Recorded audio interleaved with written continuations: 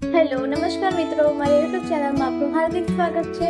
આજે હું તમારા માટે લઈને આવી છું ચટપટી ચાટ, જે વટાણામાંથી બને છે, જે ખાવામાં એકદમ ટેસ્ટી લાગે છે। તો ચલો શરૂ કરીએ આપણે આજની રેસીપી। તો વટાણા ચાટ બનાવવા માટે મેં અહીંયા 1 વાટકી જેટલા વટાણા લીધા છે, સૂકા જે સફેદ આવે છે એને મેં 1 રાત સુધી પલાળીને રાખ્યા છે। હવે આપણે એને બાફી લઈશું। બાફવા માટે મેં અહીંયા 1 કુકરમાં 2 ગ્લાસ પાણી એડ કર્યું છે। મેં અહીંયા 2 માણસની રેસીપી માટેના વટાણા લીધા છે। તમારે જે પ્રમાણે બનાવવાનું હોય એ માપથી અહીંયા લઈ શકો છો। હવે અહીંયા મેં મીઠું એડ કર્યું છે થોડું, અને મિક્સ કરીને આપણે 3 થી 4 વિસલ લઈ લઈશું। તમે અહીંયા હળદર પણ એડ કરી શકો છો બાફતી વખતે। હવે તમે જોઈ શકો છો 2 થી 3 વિસલમાં મારા વટાણા ચડીને તૈયાર છે ને, એકદમ ચડીને તૈયાર છે। જો તમારા વટાણા પલાળેલા હશે તો એને બફાતા વાર લાગશે નહીં, એટલે 7 થી 8 કલાક સુધી એને પલાળીને રાખો। હવે મેં ઝીણી સમારેલી ડુંગળી લીધી છે, સાથે સાથે ગળી ચટણી લીધી છે ખટ્ટી મીઠી આંબલીની। આની જગ્યાએ તમે ચીલી સોસનો યુઝ કરી શકો છો જો તમારી પાસે આંબલીની ચટણી અવેલેબલ ના હોય તો। સાથે મેં અહીંયા ઝીણી સમારેલી કેરી લીધી છે, સાથે સાથે કાકડી પણ લીધી છે, ટામેટા લીધા છે, અને તીખાસ પ્રમાણે લીલા મરચાં લીધા છે। તમારે લીલા મરચાં એડ ના કરવા હોય તમે આની જગ્યાએ શિમલા મરચાં પણ એડ કરી શકો। હવે બરાબર આપણે બધું મિક્સ કરી લઈશું। હવે સાથે સાથે 1 ચમચી જેટલો લીંબુનો રસ એડ કર્યો છે।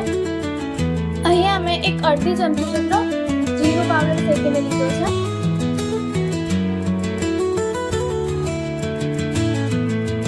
હવે 1 ચમચી જેટલો ચાટ મસાલો એડ કરીશું સાથે સાથે આપણે, અને બરાબર મિક્સ કરી લઈશું।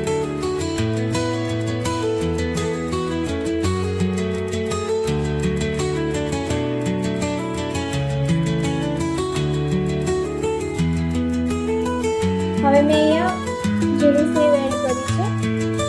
તમારી પાસે ફરસાણમાં જે પણ હોય એ તમે અહીંયા એડ કરી શકો છો।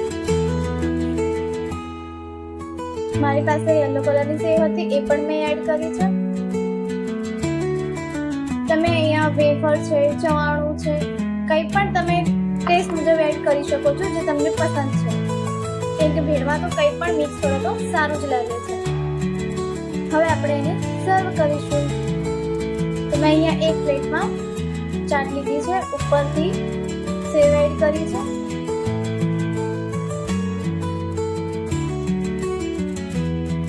હવે મેં અહીંયા મીઠું દહીં એડ કર્યું છે, જેમાં ખાંડ નાખીને મિક્સ કરીને મેં ફ્રીજમાં રાખ્યું હતું।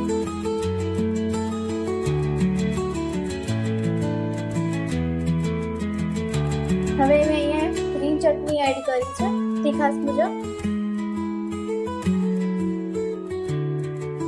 તમે અહીંયા ટામેટો સોસ પણ એડ કરી શકો છો જો તમને સ્વીટ પસંદ હોય તો।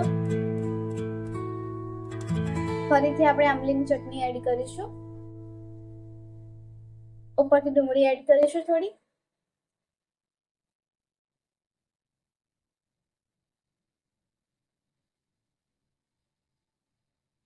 ફરીથી થોડું લીંબુ એડ કરી લઈશું। હવે મેં અહીંયા જે આપણે નોર્મલ પાપડ ખાઈએ છીએ ને એ પણ લીધા છે, અને સાથે સાથે મેં થોડું લાલ મરચું પણ એડ કરી દીધું છે। ઓપ્શન જો તમને ના પસંદ હોય તો તમે રહેવા દેજો। તૈયાર છે મિત્રો આપણે ચાટ બનીને। તમને કેવી લાગી આ રેસીપી?